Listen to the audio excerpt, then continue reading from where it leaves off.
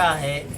وَهُوَ مُؤْمِن، اس کا مسلمان ہونا، ایمان والا ہونا شرط ہے، ٹھیک ہے؟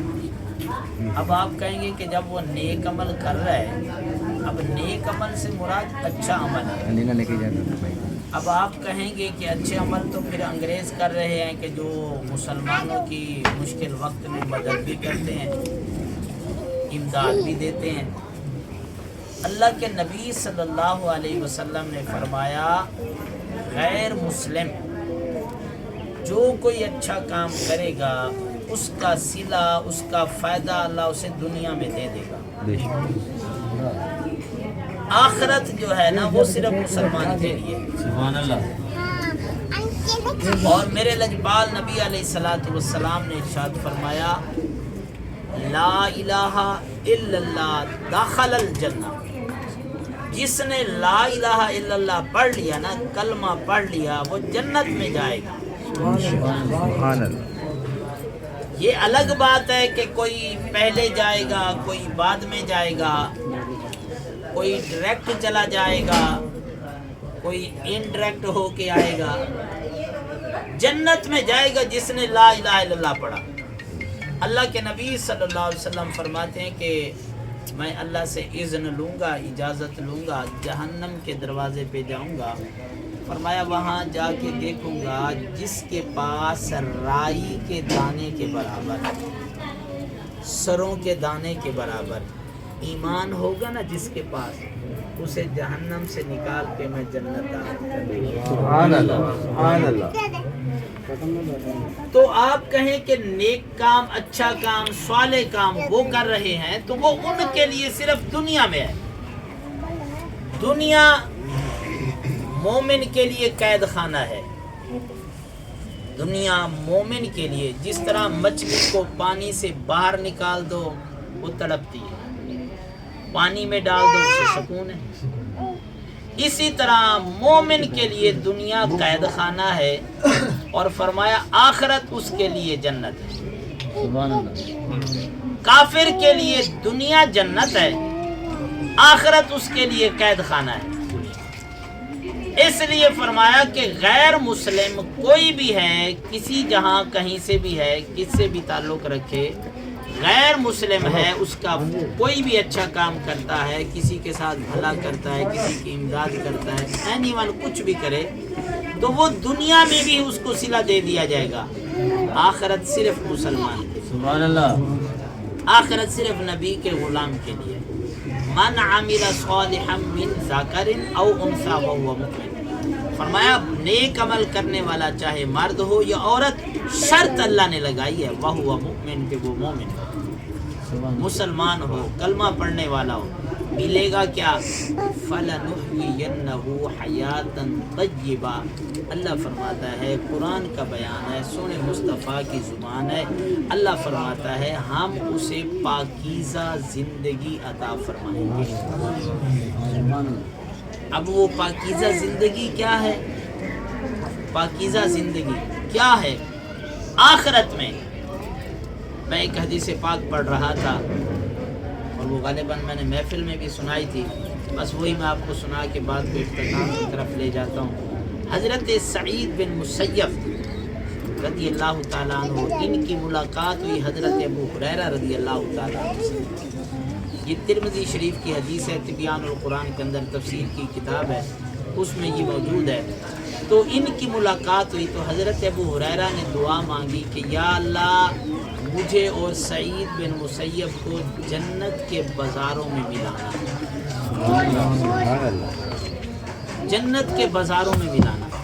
حضرت سعید بن مسیب کہتے ہیں کہ میں حیران ہوا کہ جنت میں بھی بازار ہوں گے،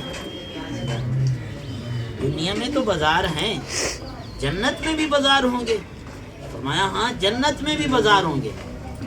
فرماتے ہیں کہ اللہ کے نبی صلی اللہ علیہ وسلم نے بتایا، سرکار فرماتے ہیں کہ جب قیامت کا دن ہوگا اللہ تعالیٰ مومنوں کو جنت میں بھیج دے گا، گناہگاروں کو، کافروں کو جہنم میں بھیج دے گا۔ اب مومن ہر کوئی اپنے مرتبے پہ، درجے پہ ہوگا، مقام پہ ہوگا۔ فرماتے ہیں کہ جس طرح دنیا کے اندر ہفتے کے بعد جمعے کا دن آتا ہے نا، اسی طرح جنت کے اندر بھی جمعے کا دن آئے گا۔ سبحان اللہ۔ جمعے والے دن خاص اہتمام ہوگا۔ جس دن جیسے چھٹی ہوتی ہے نا، تو ہر بندہ اپنے معاملات میں نکالتا ہے، جیسے محفل کا اہتمام ہوا کہ چلو آج جمعے کا دن بھی ہے، چھٹی کا دن بھی ہے، اس میں برکت ہو جائے۔ تو فرماتے ہیں کہ جمعے کے دن اللہ تعالیٰ اہتمام فرمائے گا، فرشتوں کو آرڈر ہوگا کہ کرسیاں لگا دو، اسٹیج بنا دو، اور وہاں پہ جو کرسیاں لگیں گی نا، یہ والی نہیں ہوگی، یاقوت کی، زمرد کی، سونے چاندی کی، یعنی اس طرح کا اسٹیج سجے گا۔ ہر کوئی اپنے کیٹیگری کے حساب سے، درجے کے حساب سے بیٹھ جائے گا، اور پھر فرماتے ہیں کہ وہاں پہ بارش برسے گی خوشبو کی،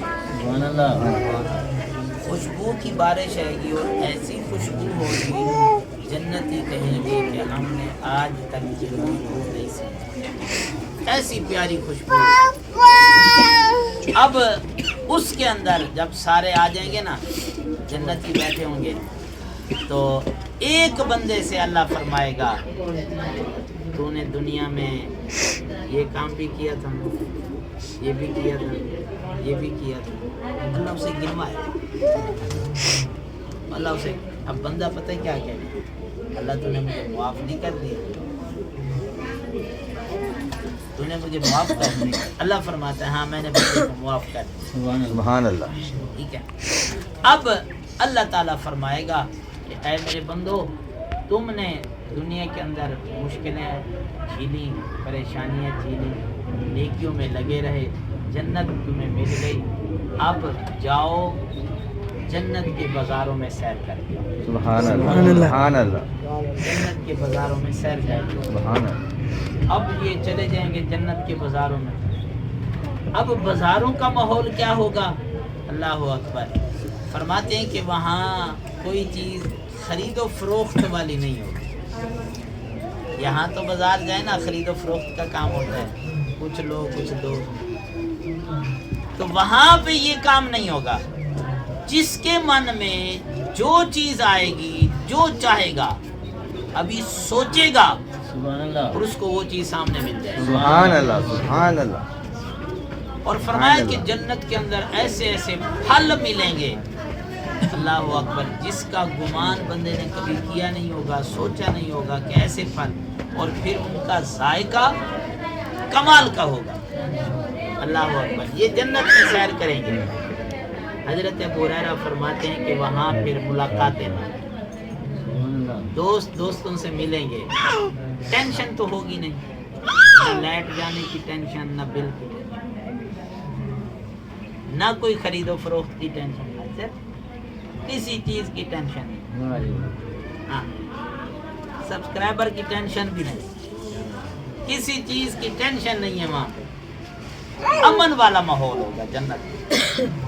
جنت جو ہے نا، امن والا گھر ہے۔ اب وہاں پہ یہ اپنی مرضی سے کھائیں پیئیں گے، جتنا وقت مقرر ہوگا پھر آئیں گے۔ اللہ تعالیٰ انہیں اپنے دیدار سے مشرف، سبحان اللہ، وہ اپنی شان کے مطابق اپنا جلوہ دکھائے گا، اپنا دیدار کروائے گا۔ اللہ اکبر۔ اب فرماتے ہیں کہ یہ اللہ کا جلوہ دیکھ کے، دیدار کر کے، جنت کی سیر بازار چل پھر کے، کھا پی کے گھر کو لوٹ آئیں گے، اپنے مقام پہ آ جائیں گے۔ جب آئیں گے تو ان کی بیویاں ان کو دیکھ کے حیران ہوں گی، ان کی بیویاں ان کو دیکھ کے حیران ہوں گی، کہیں گے کہ اتنے حسین و جمیل ہو گئے ہو تم، اتنا تم پہ حسن آ گیا ہے۔ اب اسی بات کو نا ایک چھوٹی سی بات سے سمجھیے۔ حضرت ایک بزرگ گزرے ہیں، ٹھیک ہے، باقی باللہ رحمت اللہ علیہ، سبحان اللہ۔ آدھی رات کو نا مہمان آ گیا ان کے پاس۔ اب آدھی رات کو مہمان آیا تو مہمان سے پوچھا ہاں بھی کچھ کھاؤ پیو گے؟ اس نے کہا مہمان بھوک لگی، کھانا تو ہے۔ اب آدھی رات کو نان بھائی کو، اپنے کچن والے کو کھانا تو بڑا مشکل ہوتا ہے، ٹھیک ہے، تو بزرگوں نے حضرت باقی بلا نے اس کا دروازہ بجایا، وہ جاگا، آپ نے فرمایا میرا مہمان آیا ہے، اس کے لیے کچھ کھانے کا بندوبست کر دو۔ اس نے کھانے کا بندوبست کیا، جیسے مشکل ہوئی اس نے وہ، اب ظاہر ہے کوئی سہولیات تو نہ ہوں گی اتنی کہ بھئی گیس چلاؤ یا اوون چلاؤ اور کام چلاؤ، ایسا نہیں ہوگا، محنت کی ہوگی، اس نے کھانا بنایا دیا۔ اللہ کا ولی بڑا خوش ہوا کہ اس نے میرے مہمان کا خیال کیا۔ بزرگ جب کبھی موج میں آتے ہیں نا تو آپ نے فرمایا کہ نان بھائی سے، اس روٹی بنانے والے سے، بتا مانگ کیا مانگتا ہے؟ اس کے من میں خیال آیا، اس نے کہا مجھے حضرت اپنے جیسا بنا، سبحان اللہ، مجھے اپنے جیسا بنا۔ آپ نے فرمایا چلا جا۔ فرماتے ہیں کہ 3 دن حضرت باقی بلا رحمت اللہ علیہ نے اسے اپنے ساتھ رکھا، ٹھیک ہے، اور اس پر جو انوار و تجلیات اللہ کی رحمتیں اتری۔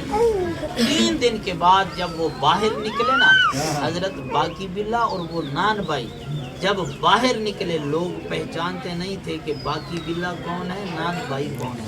سبحان اللہ، نعرہ تکبیر، اللہ اکبر، نعرہ رسالت، یا رسول اللہ، نعرہ خلافت، نعرہ حیدری، علماء اہل سنت۔ زندہ باد، پہچان نہیں سکتے تھے کہ باقی بلا کون ہے اور نان بھائی کون ہے۔ اب بات کو سمجھیے، اللہ کے ولی کے ساتھ جو 3 دن گزارے، اس کی حالت یہ ہو جائے، اس کا کام اتنا بن جائے، اس کی شکل و صورت ایسی ہو جائے جس پر رب کی ڈائریکٹ تجلیات پڑی ہوں۔ کیا بات، سبحان اللہ، سبحان اللہ، جو اللہ کا دیدار کر کے گئے ہوں ان پر حسن کتنا آیا ہوگا۔ اللہ اکبر۔ ان کی بیویاں کہتی ہیں کہ بڑے حسین بن کے آئے ہو، بڑا حسن لے کے آئے ہو۔ انہوں نے کہا یہی ہم تمنا رکھتے تھے، یہی ہم تمنا رکھتے تھے کہ اللہ ہمارے اوپر رحم فرمائے، ہمیں اپنا دیدار کرائے، اور جب اللہ کا دیدار ہوا ہے تو ہماری تمنا پوری ہوگی۔ سبحان اللہ۔ تو میں عرض کر رہا تھا فَلَنُحْيِيَنَّهُ حَيَاتًا طَيِّبَةً، اللہ انہیں پاکیزہ زندگی عطا فرمائے۔ وہ پاکیزہ زندگی کیسی ہوگی؟